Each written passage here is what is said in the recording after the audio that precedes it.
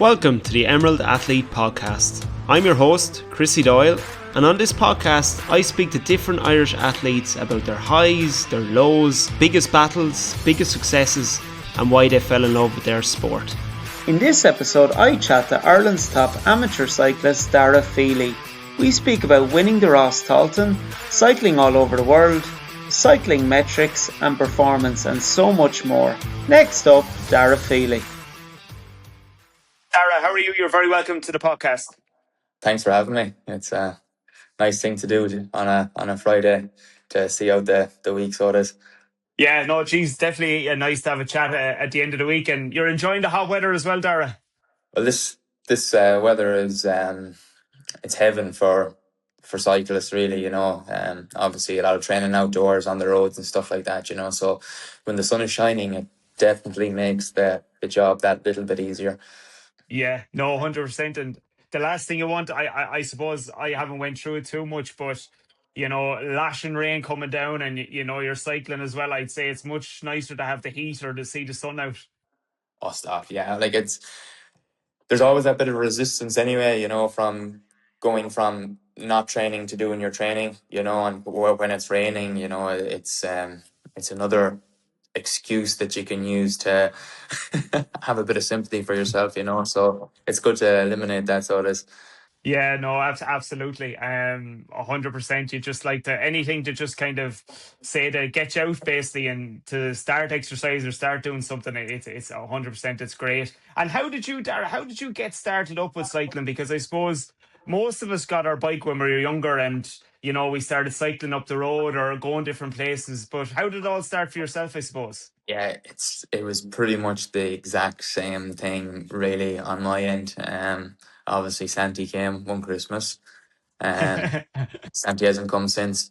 I was 12 at the time, and on St. Stephen's Day there was actually a local club ride in the town, and it was only 10 kilometres at the time, and I was like, oh, well, my dad got me in to do it, and my neighbour was involved in the club at the time, so I went in with them.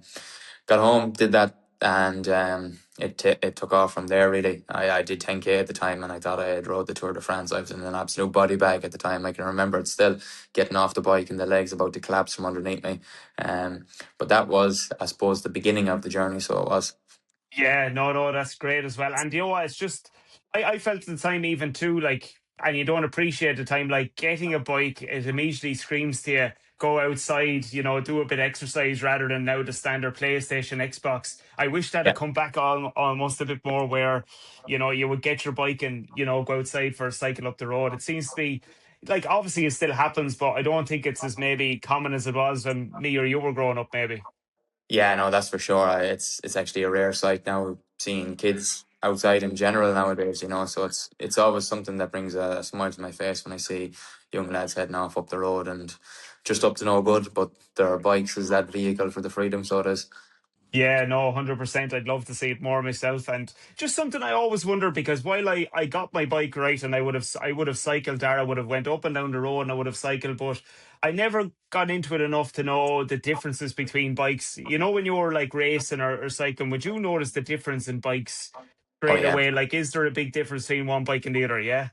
Yeah, it's just a conversation that I was having recently with somebody, so like if we look at just the road bikes in general, so they would be known as, let's say, to general public as, your racing bikes. And they have the narrow tires and the drop handlebars and things like that.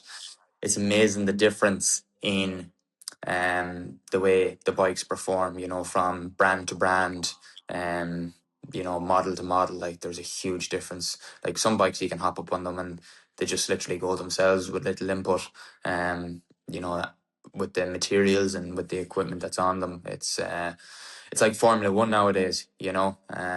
Whatever you can invest in, really, from a material standpoint and then engineering standpoint, so like aerodynamics and stuff like that, there's a huge difference there, and it's become an arms race really, so it has. But yeah, bikes are literally like cars nowadays. You really get what you pay for, so you do. Yeah, unbelievable. I found that I find that fascinating as well. Like I obviously would have presumed to a degree that there would be, a difference, especially for those that are at the top and racing as well. So it like, because I would have spoke to runners and they'd be like, the cushion of the shoe would make a difference in the comfort that you would be running, Yeah. and when you're running on the roads or whatever as well. So that's kind of similar then, as you're saying, then for cyclists as well, 100%.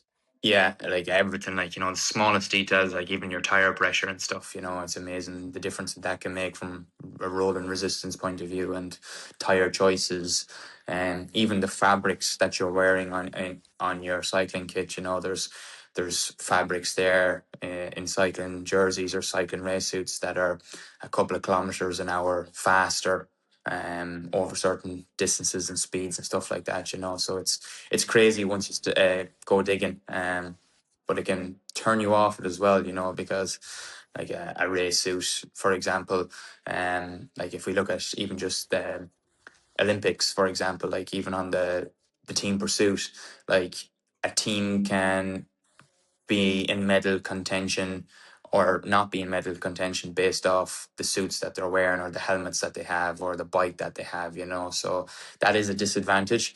But yeah, look, it's all part of it. You either get with it or, as I say, complain about it. Yeah, no, 100%. Yeah. Well, look, if you're serious about it, you're going to get the best equipment, you're going to wear the best gear, you're going to get everything right for yourself, so you can give the best of yourself within the race. Absolutely. Why wouldn't you do it?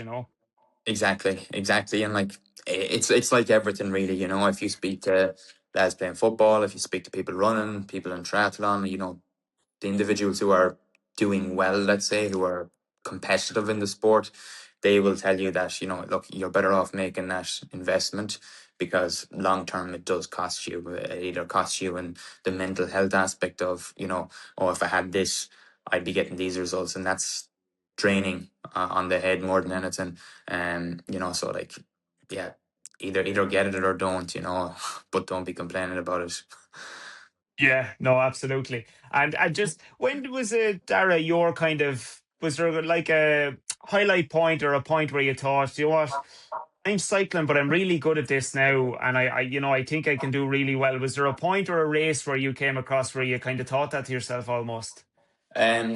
So it was when I was 17 or 18. Up until that point, I was just kind of typical teenager. I was more interested in having the crack with the lads, and I remember before that, then going off to the youth discos and getting hammered. um, I wasn't that serious with my training at the time. Like with cycling, you have to be on the bike pretty much 6 days out of the week, seven. Um, in, the better you get, just to get the training in. And I wasn't committing that sort of time into it. But then my dad got me a new bike, and he spent quite a bit of money on it. At the time, I'd say it was 3 or 4 grand he spent at the time, which this would have been over 10 years ago, which would have been a substantial amount back then. Never mind now. And I was like, oh, I better actually show that I appreciate the investment. And the way of doing that was obviously using it. And I went out on the bike pretty much every day, nothing specific, nothing structured. And it just grew on me. And, I found that, look, with the small bit of training that I was doing, I actually got very, very good, very, very fast. And I went from within a year just about getting around races to being on the Irish team, Irish junior national team. So that was kind of the turning point as to when I felt like, oh yeah, I can actually do well with this. Unreal, yeah. And she's making a breakthrough like that is unreal. And then obviously you're pushing forward, you're competing in more races, you kind of get more evidence for yourself that, I'm doing well here, and you're going to kind of master it as best you can. Yeah, and like it is once the results come, like that is the turning point. I think you remove that mental barrier as to the story that you're telling yourself, right? Am I good enough to win races, or something like that, And once you have evidence of that, it's amazing the way the mind shifts, and the belief that comes from that. So, winning is everything. Like I feel like even now with the guys I race, there's lots of guys there who are probably better than me on paper, like from performance metrics, such as power outputs and things. But they don't have those results, and they don't have the mental um, gains that come from getting those results. So I have an advantage there. But that's one thing I always fear is my competitors getting wins that they shouldn't be getting, and they get the confidence and they get the edge on you, based off those things alone. Um, but yeah, no, it's a good sport. Many areas to improve on. Yeah, and it's just the way you say it there, Dara, about performance metrics and stuff too, because when you're a runner, you're looking at your timings per kilometre in terms of your pace. Would that be something similar for cycling as well, where you'd have kind of a pace or a target you'd have for yourself when you're in these Yeah. races? So like cycling, it probably has the most metrics out of all the sports. One big metric that we would measure in cycling is power output. So on the bikes, we have a piece of equipment called the power meter, and that measures how much power we're putting out literally per pedal stroke.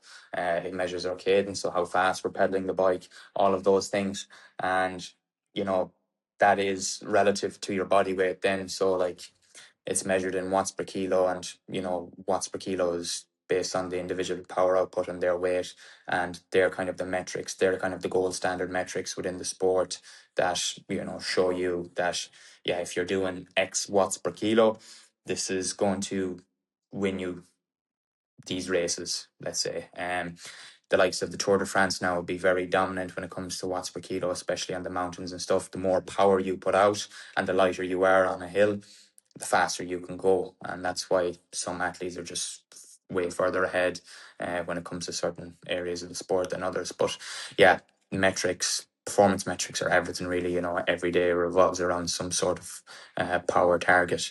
Unfortunately, because it can be quite demanding when you're just focusing on those things all the time. It can take away the fun from the sport, but look, that's the way it's gone. And you just have to stay with the times, really. So you do. Yeah, and that's unreal. That's fascinating, really. And with regards gym work, then, because you're saying about maybe being light or whatever like that, but would you have to do gym work specific to getting power in the body to match those metrics that you're looking for as well? Is Yeah. that a thing?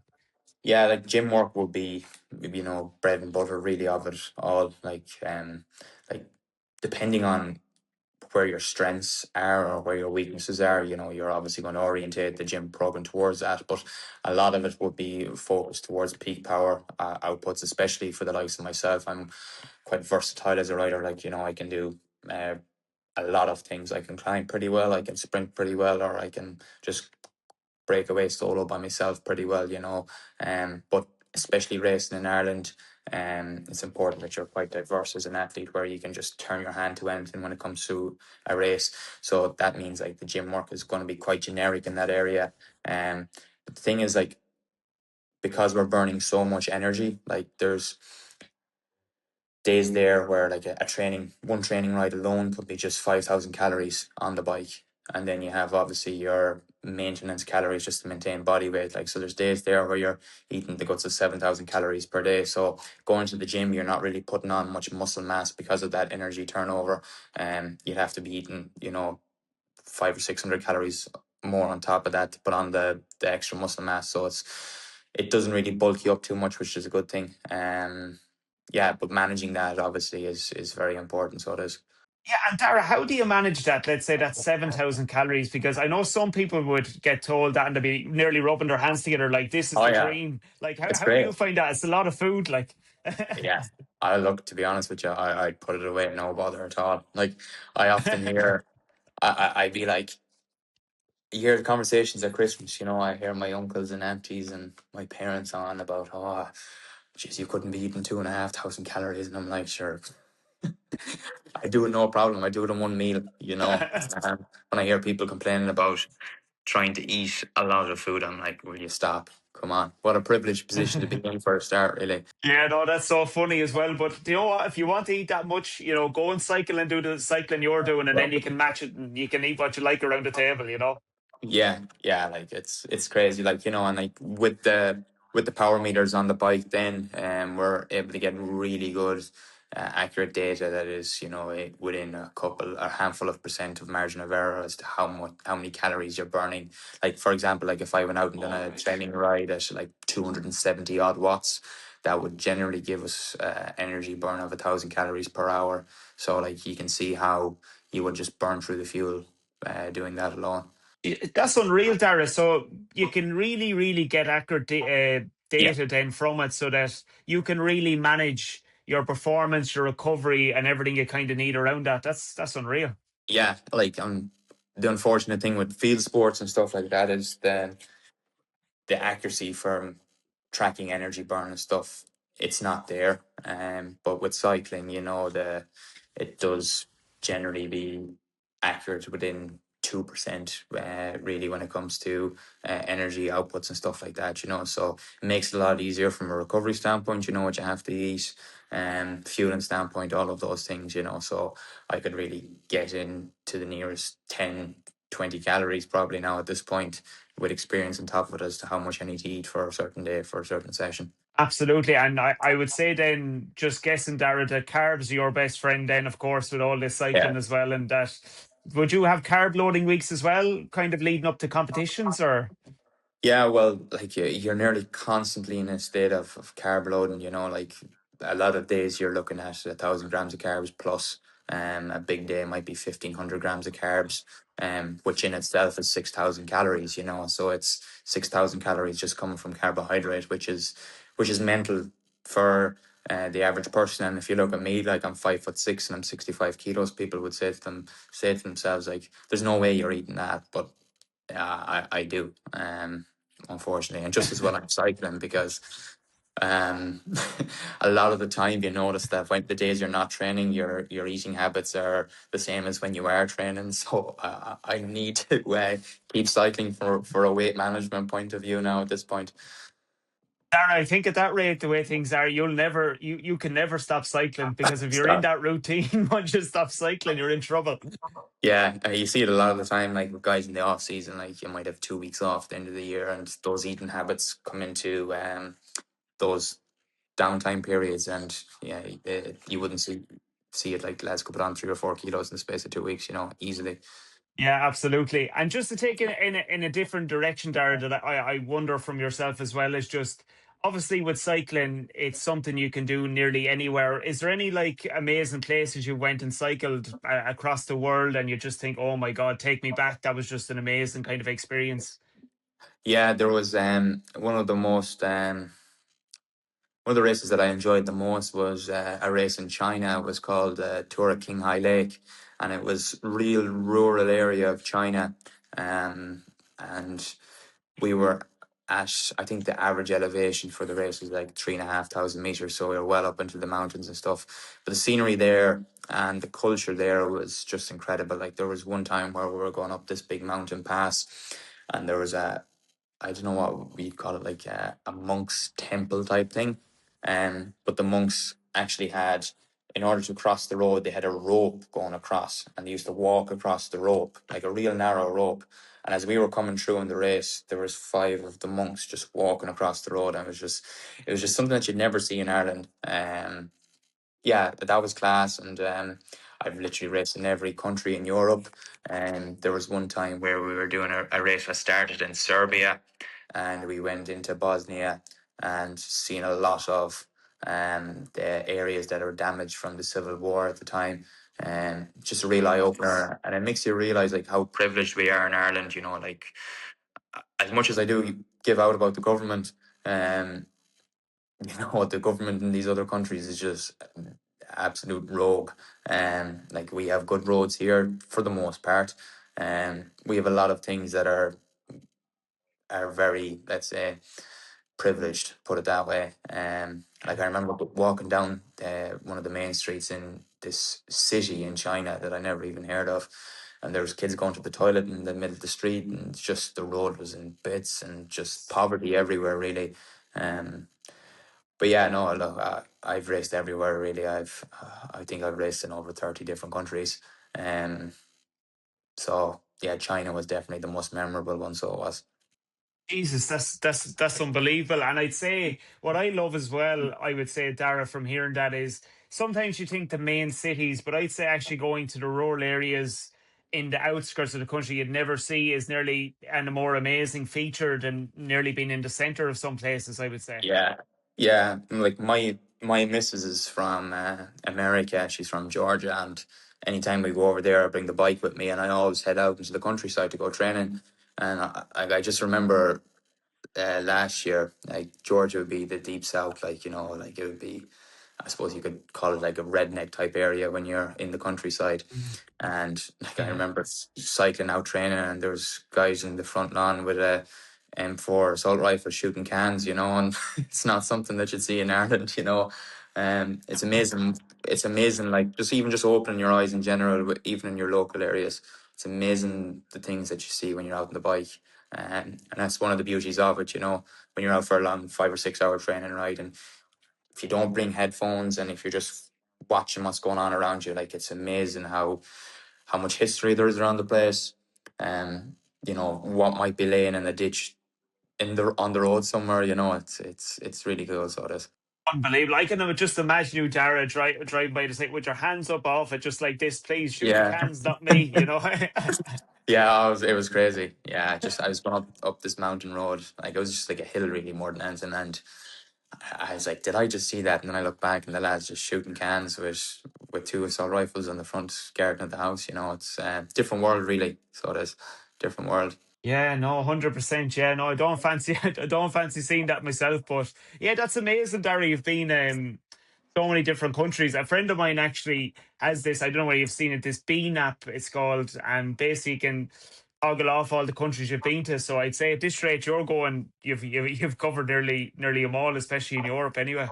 Yeah, yeah. Well, look, it's one of the things that I kind of took for granted at the time. Like when you're away racing, and especially when I was racing professionally, um, you just take it as, oh, we're going to another bike race, and you don't do the travel enough justice by going actually exploring when you have the downtime. But yeah, I've been everywhere.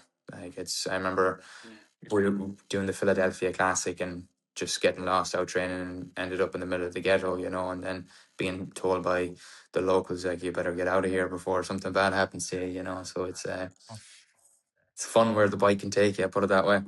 Gee, I tell you what, Ari, you've only told me about two or three there, but I feel like there's nearly an adventure nearly in every single cycle you Oh, go on there yourself is. when you're traveling. Yeah, yeah, especially with me, like I'd be as easygoing as it comes, Like if I'm in a new country, I'd swing down any road, and all of a sudden I realize I'm in a area that I probably shouldn't be. But sure, look, it's all part of it. So it's, Well, you know what? At least you're good on the bike and you're quick, so you can get away really or save yourself if it comes to it.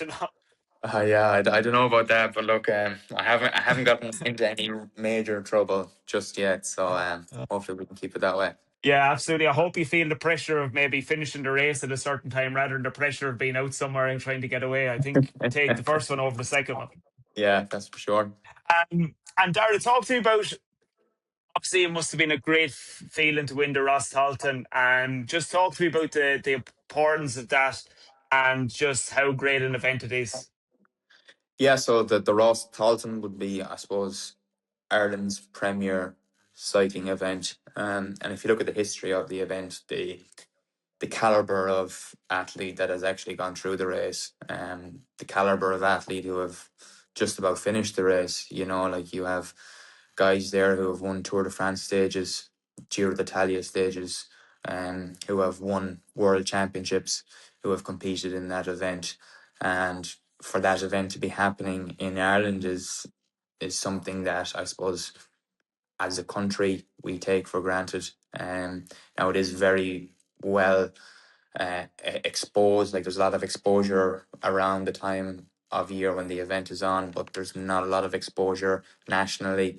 Let's the likes of our major media outlets and stuff like that. It doesn't get the exposure, and it's a really good opportunity to grow the sport itself. But to have that race in Ireland, and it's regarded as one of the fastest stage races in Europe as well, is really important for the Irish athlete, especially.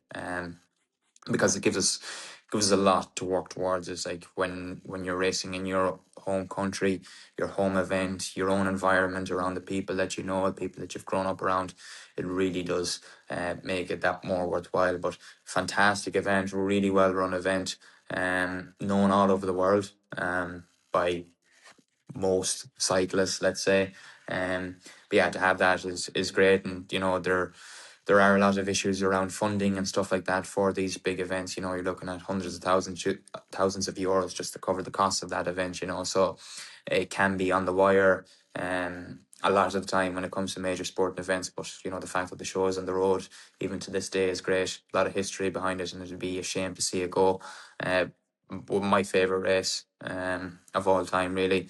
And I remember it finishing in my hometown of Roscommon when I was 15 or 16, and I was saying to myself, I'd love to just ride it, but yeah, we eventually went on to win it, and it was just a fantastic feeling. So it is, and there's a problem with winning big events like that, is you're always chasing that high, and the difficulty in getting that high when you've won it before, trying to win it again can be a big challenge. And it's kind of one of the downward spirals as an athlete. Winning comes at a cost, but look, I suppose it's a good complaint to have as well.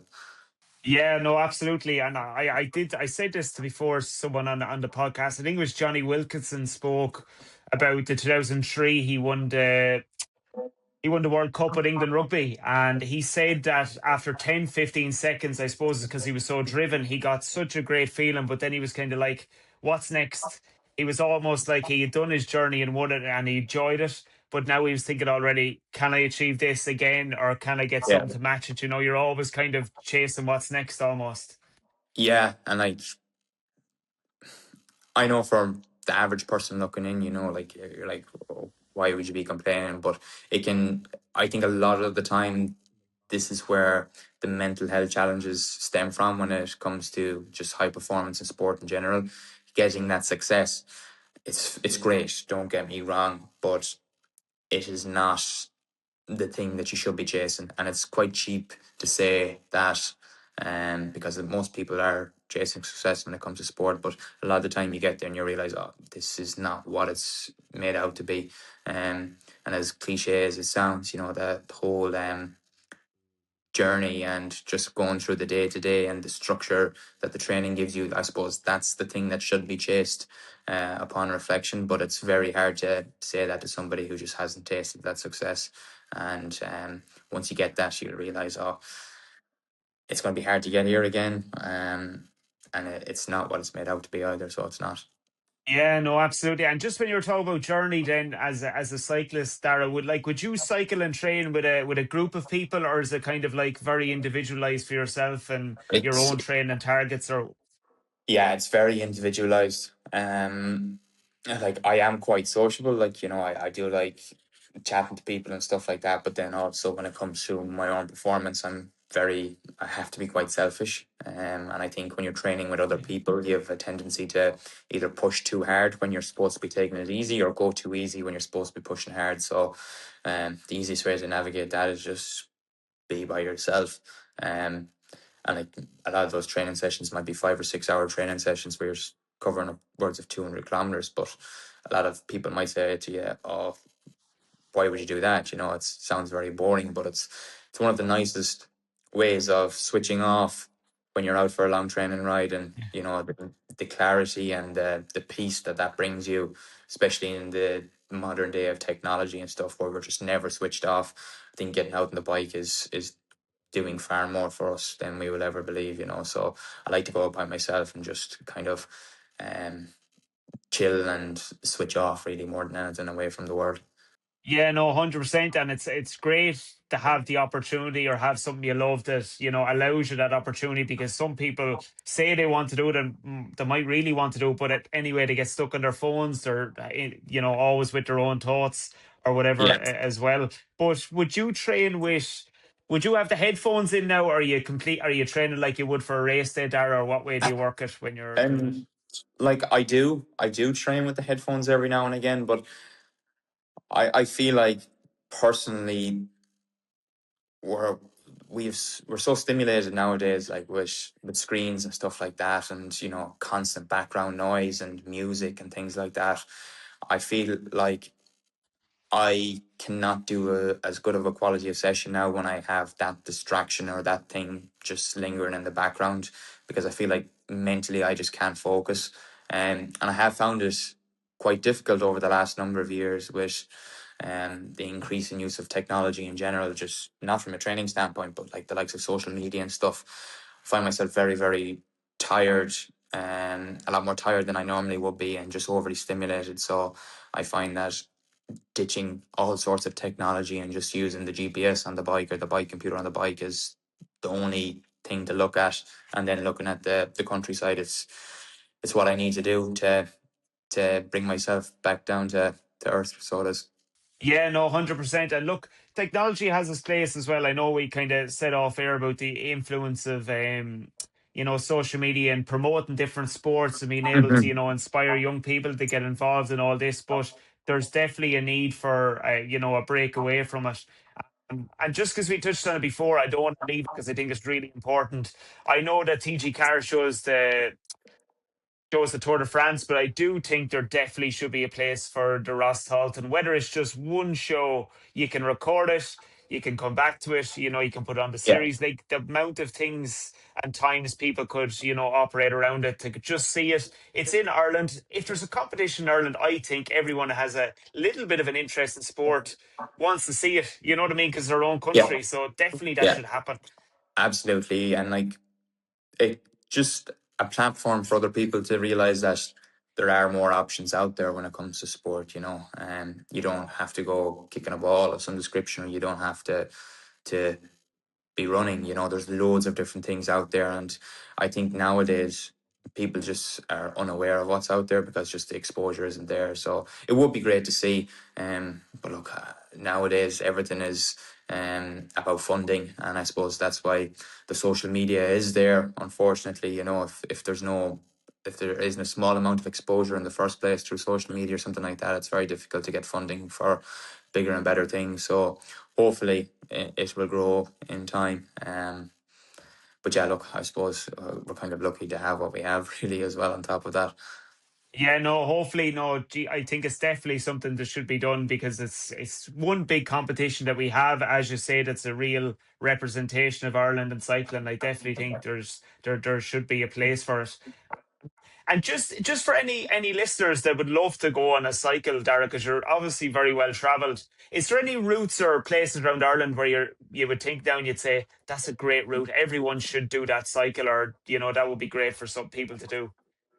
Um, well, from an easy access point of view, the best thing I could say to anybody is actually just going into their local countryside without their phone, without music, and just look at what already exists in their local area, whether that's just what they may perceive to be a boring back road. It's amazing how much peace that can bring to anybody. But one thing we have now is we have a lot of greenways and a lot of canals in Ireland where there's a lot of cycle paths up along them. Like, I know I can go from Athlone to Dublin, let's say, along the Royal Canal, and it's amazing actually how good a quality that is and how safe it is for cycling.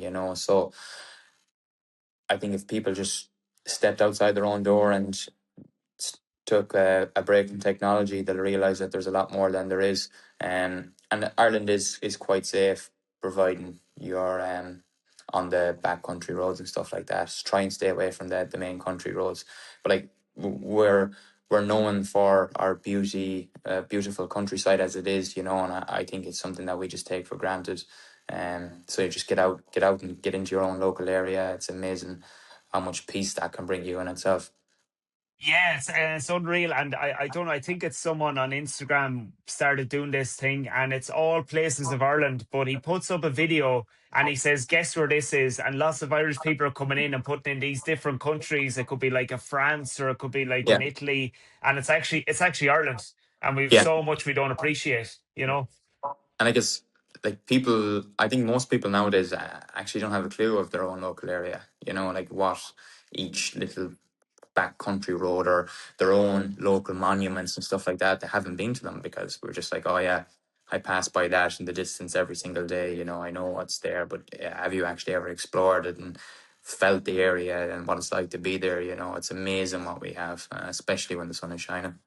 Absolutely, yeah, no, it's great. So, and if there was any young listeners or maybe a parent listening that wanted their child to get into cycling, obviously you're saying get out somewhere, and go and cycle. Is there any other tips you would give, Dara, just for a child looking to get out and cycle? And safety would have to be number one priority. And I think if you can navigate that, then the world is your oyster, really. And safety is so basic. Safety is just making sure that your bike is in good working order, so your brakes are working and your gears are changing. And on top of that, the protection side of things. I see a lot of people cycling without a helmet nowadays, and it's amazing, how one little slip can do a lot of damage. Like, I've had my worst accidents close to home. I've had, you know, training rides where I've just turned in the gate of the house that have gotten me 10 stitches. And a lot of the time I would say to myself, if I wasn't wearing my helmet, those incidents would have been far worse. Like, when I see the damage that has been done to my helmet at times in accidents, I'm like, I'm lucky to be alive. Like, I've had to get plastic surgery in my face and stuff, so it's safety is the number one thing, but it's not as big of a scare that you should make it out to be either. If you have the helmet and all of that, you realize the rest of the body is far more robust than you would ever believe. But safety, and that's basically it. It seems to be the recurrent theme anyway. But that would be it. And it depends on what they want to do from there. If they want to get into competitive cycling or things like that, the avenues for competitive sports that are away from like the field based sports, they're quite limited. So a lot of it is your own journey and your own investments along the way. But start off small. Don't go throwing a load of money into something that you've only been doing for, a couple of weeks, couple of months. Because it's amazing, especially at a young age, how the attention span changes, and we discover new things. And like, you might be all for cycling for 3 or 4 months, and then all of a sudden you just don't want to touch it anymore. And I see that happen quite a bit with kids in sport. So try and invest as little as possible in it at the beginning financially, and then you will know after a while that this is something that you want to do for the foreseeable. Yeah, no, absolutely. And I'd even say myself, Dara, a good thing, because as you say, at the maybe competitive end, at times you'd say you'd have to be selfish and you have your own goals. But starting out, get a group of friends, Yeah. get the bikes together and nearly go for a cycle together, have the crack, have a laugh, make Yeah, it a part of something you do. and go off road, like, into the forest and stuff. Most bikes now will be able to tolerate just a bit of off road, and it's amazing how fun that is. um yeah, just going into the local forest and messing around, like, that's where you will get the love for it. Just different things that will test you, like going over rocky terrain, down through the ditches, over logs and stuff. It's amazing what bit of fun you can rack out of that. Yeah, no, 100%. And I reckon for some people that did it, it's probably some of their fondest childhood memories, just going off to random places, cycling, and just, while being safe, of course, but those kind of random days or random things you do end up being the best, so Oh 100%. yeah, like, I remember making ramps at the back of the house and just going down the driveway. I remember there was one time where we tried to make a ramp over the gate of the house, and this thing was like fucking 4 foot high. It was a death sentence for anybody, but we did it. There was no iPads back then. And like, they're the fondest memories. You don't remember what you scroll on Instagram or TikTok or anything like that. It's always the adventures that you get on a bike, or when you're out with a group of friends having the crack. That's where it's all coming from. Yeah, no, absolutely. I completely agree. I'd say your parents were absolutely delighted to see that big ram coming and seeing you flying by the window going up over, I'd say. Uh, I'd say I aged my mother about 30 years in the space of a year, so I did. Your poor mother. Dara, come here to me. When you're training then, in terms of like how many kilometers or how much would you have to cycle each week? Because I'm guessing it's like a huge number. Would you have a target for each day, or is there a certain amount over a week you would say, I need to get So this done to have the energy in the legs? obviously we'd have our own coaches, but like, if we look at just kilometers alone, so training is always prescribed through hours. per week. So like it could be anything from 18 hours to 30 hours in a really big week in the winter pre-season. And like I have seen weeks where I was doing over 1,000 kilometers per week, but generally you're looking at, if you're really consistent with your training, you're looking at anything from about 550 to 850 on average per week, which is quite a bit. You know, most people wouldn't do that in their car in a month, never mind a week. So it is a big volume of kilometers. You know, like two and a half thousand kilometers per month would be an average for a really competitive athlete. So it would.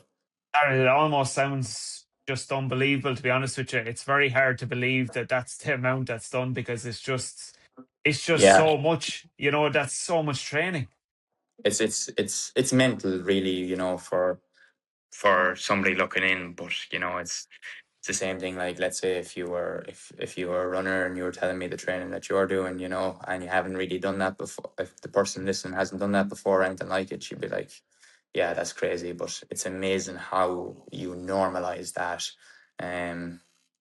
which I suppose is a bad thing as well, you know. But look, everything has the pros and cons, really. But yeah, look, unfortunate thing, like even in amateur sport, you know, we're seeing like amateur athletes, competitive athletes, doing the same thing that they were like, same hitting the same performance based metrics that they were hitting in the Tour de France 5 years ago. You know, so the likes of Chris Froome, or Bradley Wiggins, if they were racing an amateur athlete from today's world, like, you know, the amateurs would probably be pushing them really close.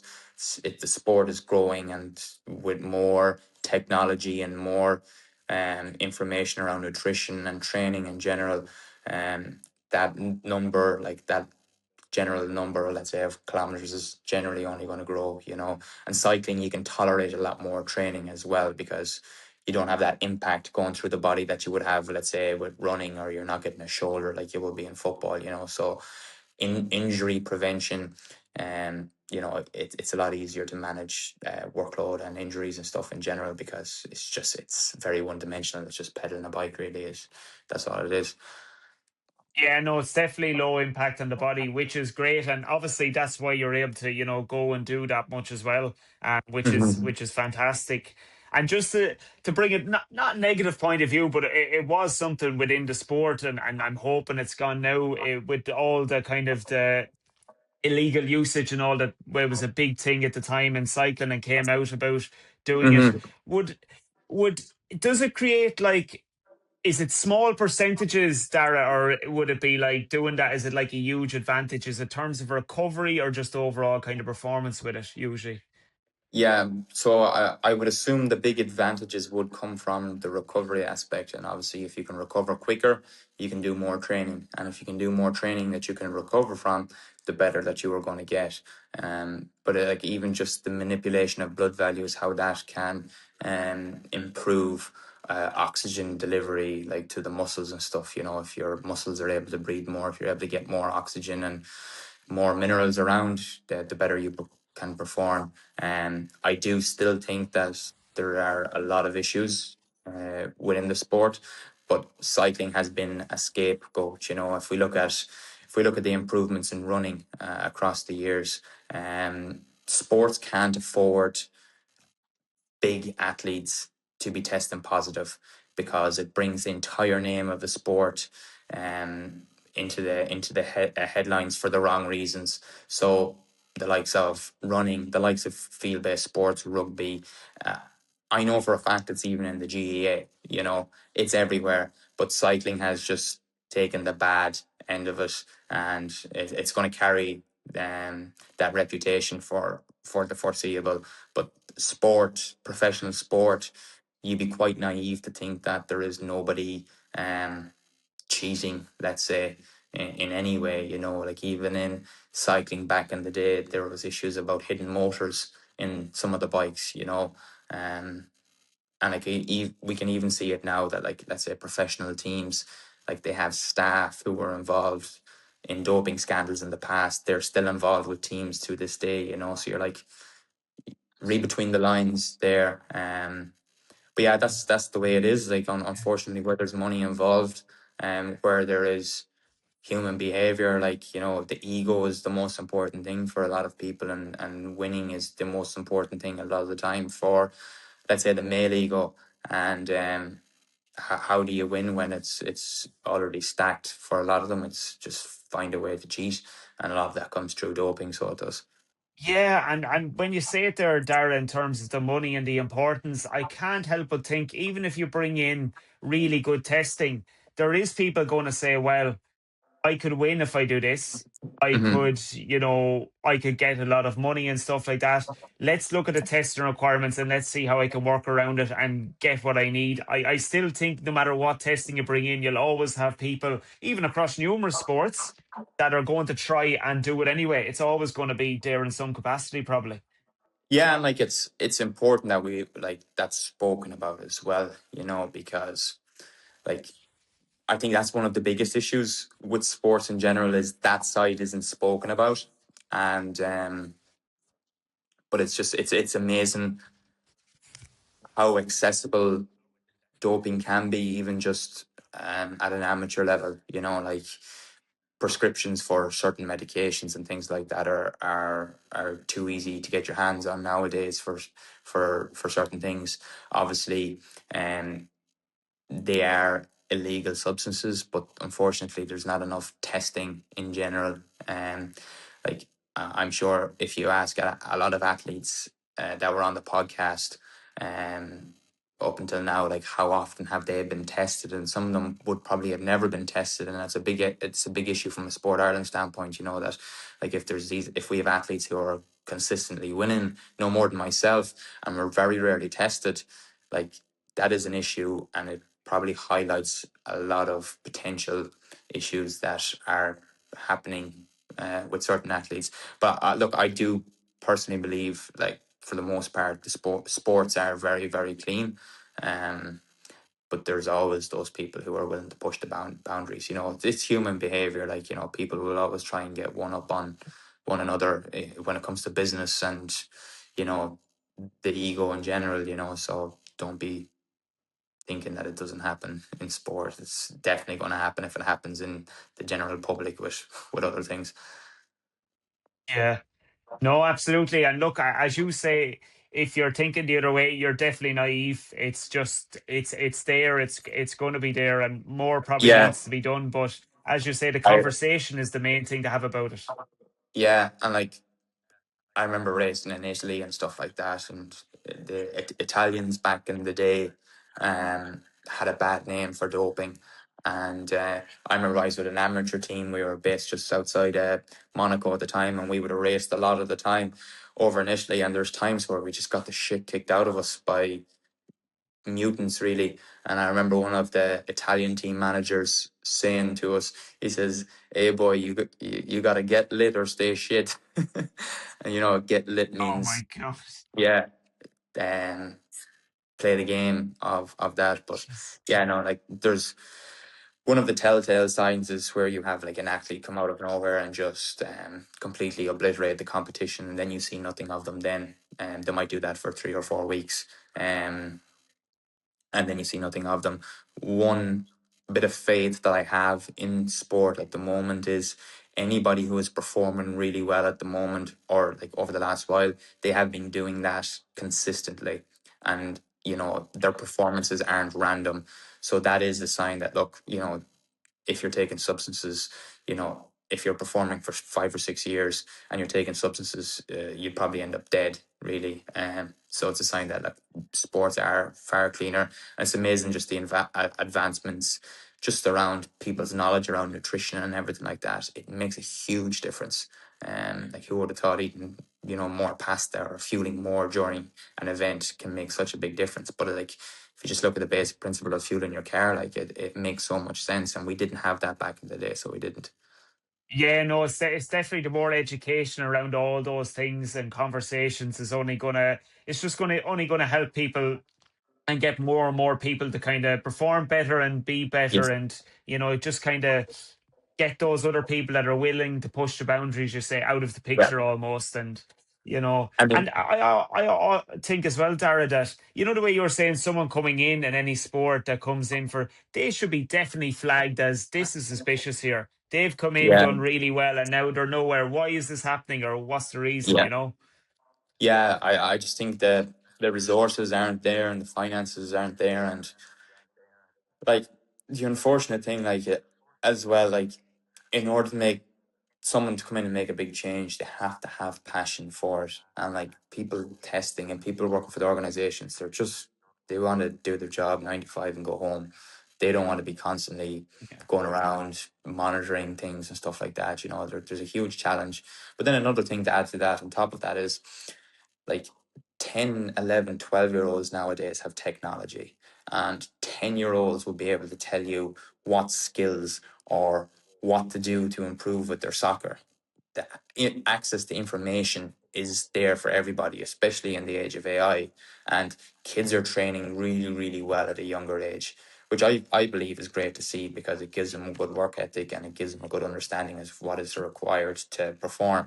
That information is there from the age of 10. I didn't even have a heart rate monitor until I was 21. Like, there's kids now with that technology, just basic stuff from a really young age, that is transforming their performance and their training younger and younger and younger.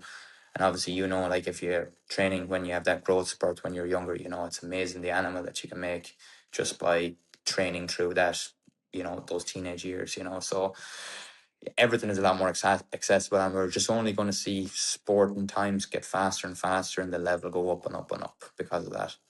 Absolutely. And I feel like when you do it young, I don't know what it is in any sport almost, Dara, it becomes a natural ability. So you're not Yeah. thinking about doing it. It's just a natural thing that you do for whatever sport you have. And that obviously makes a difference because you can focus on other metrics or measurements then, or performance things that you need. Yeah, it speeds things up by quite a bit, you know. And I think if you have a child who might make it in professional sport down the road, I think you'd be doing them a disservice by not pushing them to some capacity, because the gains that can be made early on are massive, you know, and like they don't know that at the time, and it might seem cruel to some people, but you know, I think a lot of the time, if my parents knew that, you know, I was good at cycling when I was 11 or 12, and I was 22 and I didn't train, and they knew that I could train a bit more and get better when I was younger, I would be kind of annoyed with them to a certain extent, you know. So it's very hard to find the balance nowadays. So it is, because you always have people on both sides of the fence who are saying don't do this, and then you have people saying do that, you know. So where to stand, you just have to find your own pathway, unfortunately. Yeah, absolutely. You have to find what works best for you and what journey you want to definitely you want to go on as well. 100%, Dara. Dara, I wanted to talk to you as well about evidence-based endurance. Is that your own thing that you do? Could you talk to me a little bit about that? Yeah, so one of the things that I studied in college, well, believe it or not, I think this might be a good bit of information for anyone who is focusing on sports in general. I was useless at school, so just about got through my leaving cert. Didn't get a primary degree, so I went cycling straight away from the age of 18, and I only went to college when I was 26, but I went straight into a master's course. So Wow.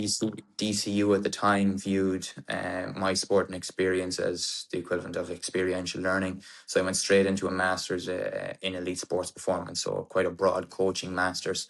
And I got a degree through that pathway. So it wasn't wasted time from an educational standpoint.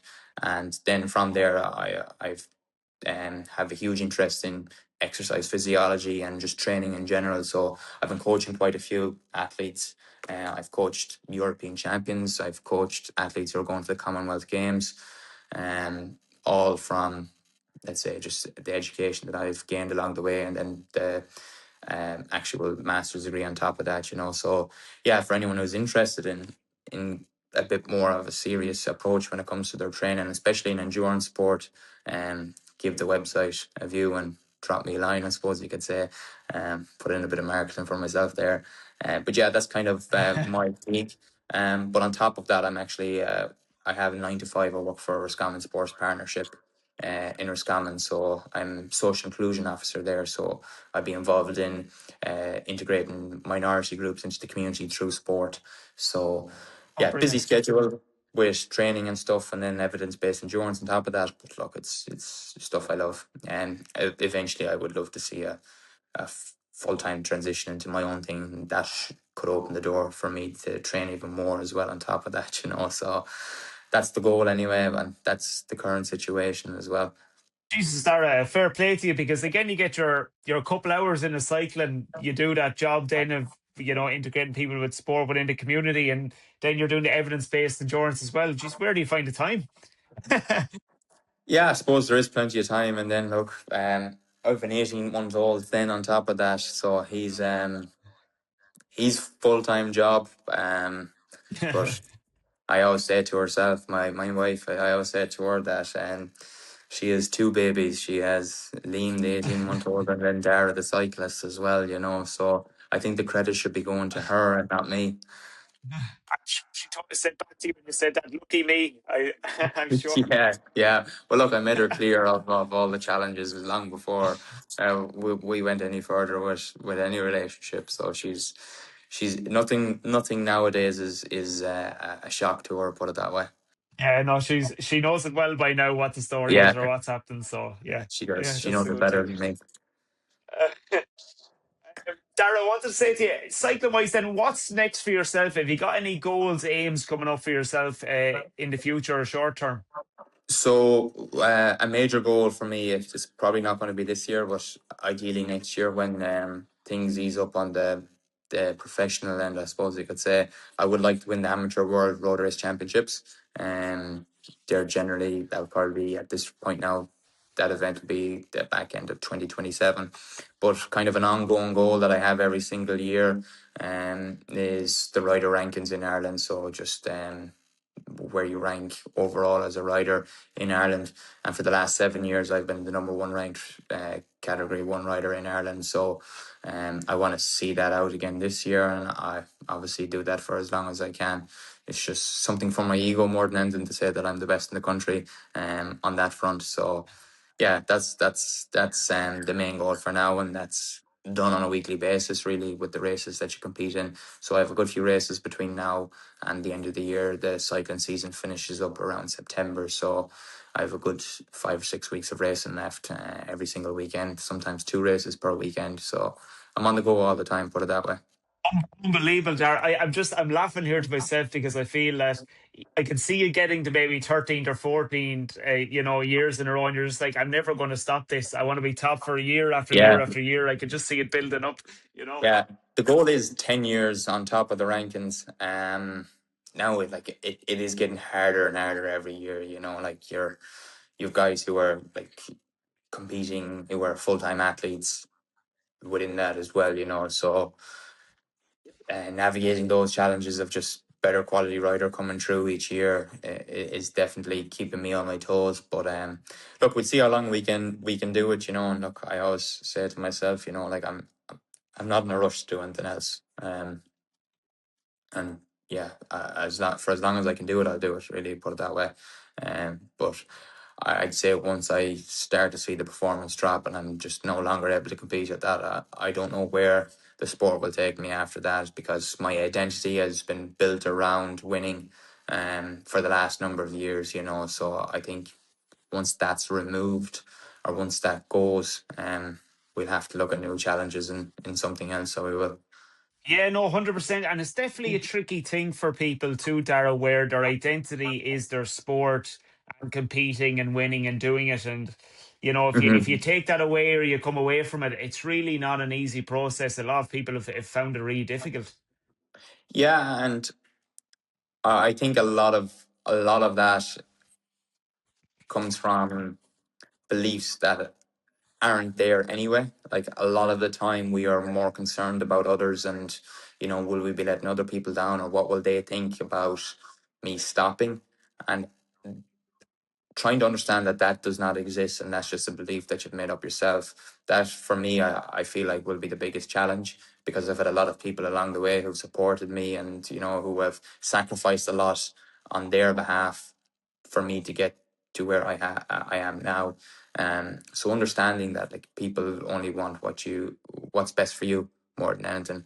But I think when you put so much time into a sport for so long, it's very difficult to develop other interests and other hobbies and just general interests. It's very hard to develop those things when you're so focused on the one thing. So that is kind of a position where you're just starting from scratch again, it can feel like. So yeah, we'll I'm quite confident that I'll navigate it pretty well. But look, there's always going to be a challenge with it, so there is. Yeah, no, absolutely. And it's just, I feel that the older you get as well, that I've heard from people as well, the more stubborn you get. So the idea of someone telling you you'll have to find a new hobby now and start all over again, you're very like, go away, leave me alone. I don't Yeah. want to almost, it's you do it. Yeah, I think I'll just have to just like leave and go to Thailand or a secluded island out in the middle of the Pacific Ocean with no technology and just live there. Look, but I always see it like, you see guys even like in the Masters category, they've been there since they were 20 and some of them are 55, 60 now and they're still racing. It's very hard to get away from sport.